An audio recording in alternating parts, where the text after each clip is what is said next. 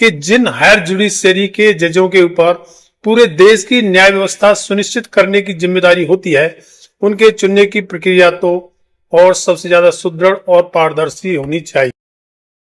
साथियों नमस्कार, real news channel में आपका हार्दिक स्वागत है। और आज हम एक ऐसे टॉपिक पर बात करने वाले हैं जो हमारे देश के न्याय सिस्टम की जड़ों को छूता है। टॉपिक है, भारत में हायर जुडिशरी में भर्ती के लिए कोई परीक्षा नहीं होती, जबकि एक चपरासी की पोस्ट पर भी किसी को बिना परीक्षा के भर्ती नहीं किया जा सकता है। लोकतंत्र में यह कितना अजीब और कितना नुकसानदायक है, क्योंकि अगर हायर जुडिशरी में भी सिलेक्शन एग्जाम से होगा तो देश का कोई भी पात्र सदस्य वहां जाने की कोशिश और उसका विश्वास कर सकता है, मगर इस कॉलेजियम सिस्टम से तो आम पढ़ा लिखा व्यक्ति या कोई बहुत विद्वान व्यक्ति भी यह विश्वास नहीं कर सकता कि वह भी अपनी योग्यता के बल पर हायर जुडिशरी में जा सकता है। जब इस सिस्टम में इतनी खामियां हैं तो इसको बदलवाना जरूरी है, क्योंकि लोकतंत्र में जनता ही देश की असली मालिक होती है। तो जनता को इसके लिए क्या करना चाहिए ताकि हायर जुडिशरी में भर्ती परीक्षा से हो और देश को योग्य जज मिल सकें।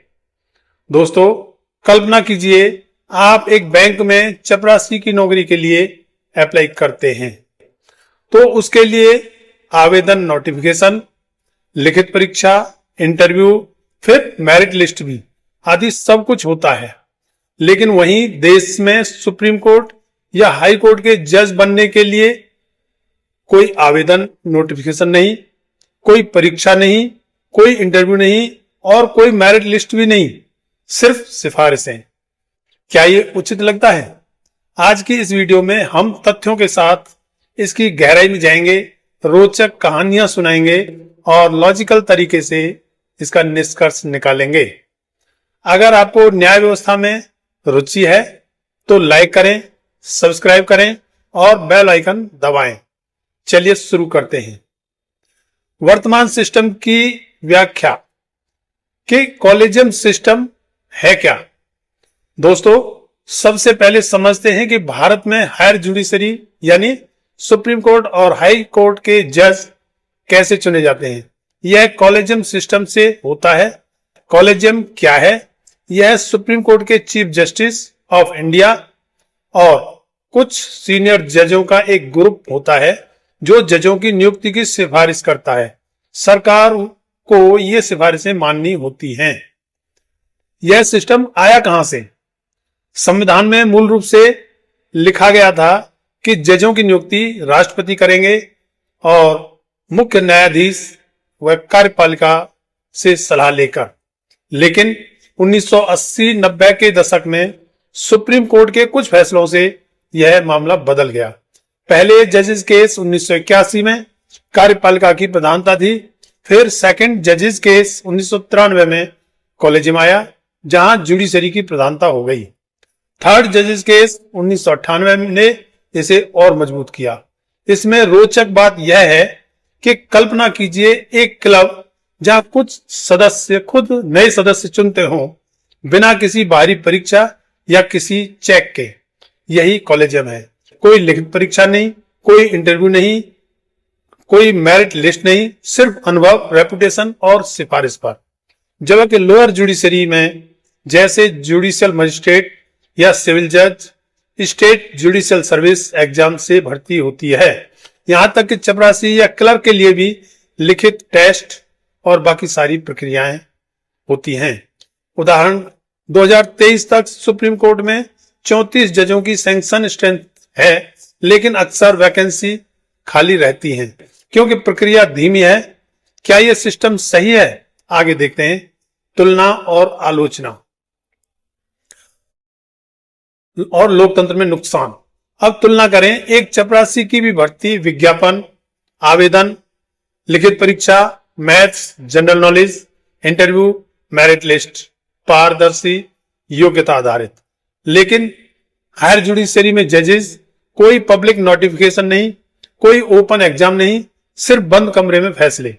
यहां चपरासी और जज की तुलना इस लिहाज से की गई है कि जिन हायर जुडिशरी के जजों के ऊपर पूरे देश की न्याय व्यवस्था सुनिश्चित करने की जिम्मेदारी होती है, उनके चुनने की प्रक्रिया तो और सबसे ज्यादा सुदृढ़ और पारदर्शी होनी चाहिए, जिससे आम जनता को लगे कि जो हमें न्याय देने वाले हैं वे कठिन परीक्षा पास करके उस सीट तक पहुंचे हैं, यानी कि वो वास्तव में विद्वान हैं। उससे भी जनता को गर्व महसूस होगा। आलोचना में इसका पहला यह है कि अपारदर्शिता, कोई रिकॉर्ड नहीं कि क्यों किसी को चुना गया या क्यों किसी को रिजेक्ट किया गया। दूसरा, नेपोटिज्म, रिश्तेदारों को फायदा। रिपोर्ट्स कहती हैं कि कई जजों के रिश्तेदार जज बने हैं। और तीसरा है विविधता की कमी, महिलाएं, SC ST OBC का प्रतिनिधित्व तो न के बराबर। चौथा, चुनने में देरी, लाखों केस पेंडिंग क्योंकि जज कम है। लोकतंत्र में इसका नुकसान, लोकतंत्र का आधार है समानता और जवाबदेही। अगर जज गलत चुने गए तो न्याय पक्षपाती हो सकता है। उदाहरणतः कुछ केसों में आरोप लगे कि जजों ने राजनीतिक प्रभाव से फैसले दिए, जिसमें राम मंदिर का फैसला चर्चित रहा, जिसमें पूर्व CJI DY चंद्रचूड़ ने एक सभा में बोलते हुए राम मंदिर के फैसले को भगवान राम की प्रेरणा से लिखा बतला दिया था, जबकि भारत की न्याय व्यवस्था तथ्यों और सबूतों के आधार पर फैसला करने की व्यवस्था देती है। यहाँ पर यह भी उल्लेखनीय है कि DY चंद्रचूड़ के पिता भी CJI रहे हैं और यह भी कॉलेजियम की ही देन है। इससे जनता का विश्वास कम होता है। रोचक एनालॉजी, जैसे एक कंपनी जहां CEO खुद अपने उत्तराधिकारी चुनता है बिना शेयर होल्डर्स की वोटिंग के, क्या वो कंपनी लंबे समय तक चलेगी? नहीं ना। वैसे ही जुडिशरी में यह सिस्टम लोकतंत्र को कमजोर करता है, क्योंकि न्यायपालिका की स्वतंत्रता जरूरी है, लेकिन पारदर्शिता और उसकी मेरिट भी। तथ्य, 2025 तक 8,630 शिकायतें जजों के खिलाफ आई, लेकिन कोई एक्शन डिटेल नहीं। क्या ये नुकसानदायक नहीं है? ऐतिहासिक उदाहरण और वैश्विक तुलना। दोस्तों, इतिहास से सीखें। 2014 में NJAC national judicial appointments commission लाया गया, जो एक कमीशन था जिसमें CJI, 2 सीनियर जज, लॉ मिनिस्टर और 2 एमिनेंट पर्सन की व्यवस्था थी, जिसका उद्देश्य था पारदर्शिता बढ़ाना। लेकिन 2015 में सुप्रीम कोर्ट ने उसे रद्द कर दिया और कहा कि यह जुडिशरी की स्वतंत्रता का उल्लंघन है। सुप्रीम कोर्ट के ही जस्टिस चलमेश्वर ने इसमें असहमति जताई और उन्होंने कहा कि कॉलेजियम सिस्टम अपारदर्शी है। वैश्विक तुलना, अमेरिका में जजों की नियुक्ति प्रेसिडेंट करता है, सीनेट यानी कि वहां की संसद उनको कंफर्म करती है। यूके में जुडिशियल अपॉइंटमेंट्स कमीशन होता है, जहां परीक्षा और इंटरव्यू होते हैं, लेकिन भारत में नहीं। क्यों? रोचक कहानी, एक जज जिन्होंने नेपोटिज्म का आरोप लगाया, लेकिन सिस्टम नहीं बदला। इसमें सुधार के विकल्प क्या हैं? परीक्षा कैसे लागू हो?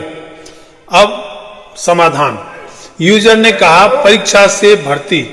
तथ्य, सरकार ने 2023 में कहा कि हाई कोर्ट जजों के लिए कोई परीक्षा प्रस्तावित नहीं है, लेकिन all India judicial service AIJS का प्रस्ताव है, जो IAS जैसी परीक्षा से जज चुन सकता है।